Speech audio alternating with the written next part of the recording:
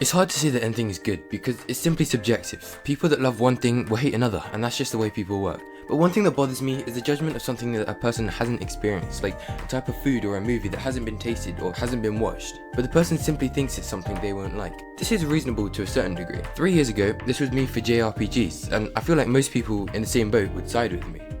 The long beat times, the annoying voice acting, the great music, the amazing story, no, the boring gameplay, the bad graphics, the abundance of lore, the expansive world building. Had I ever actually played one? JRPGs have a reputation of being easily craftable, low budget and stereotypically anime. So the hope for this video is not to make you like JRPGs, but to make you try one.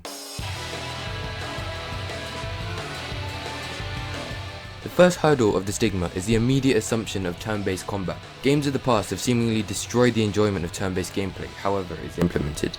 But the truth is that companies recognize this, and in fact most modern JRPGs aren't even turn-based anymore.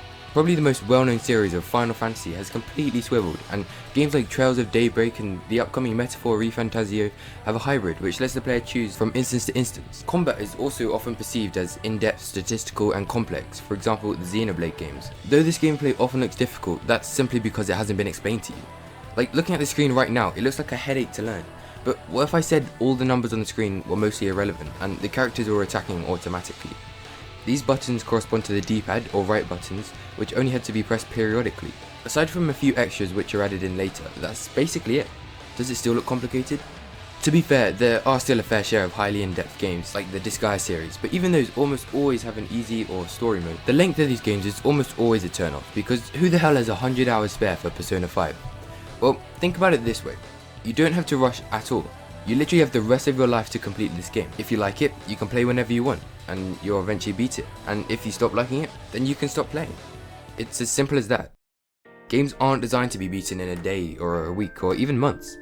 Though this might seem daunting, the idea of playing a game for the next year or so, but if you follow what I just said, then the next year will be spent enjoying the game, because that would mean you didn't stop playing because you got bored. Not to mention the value for money.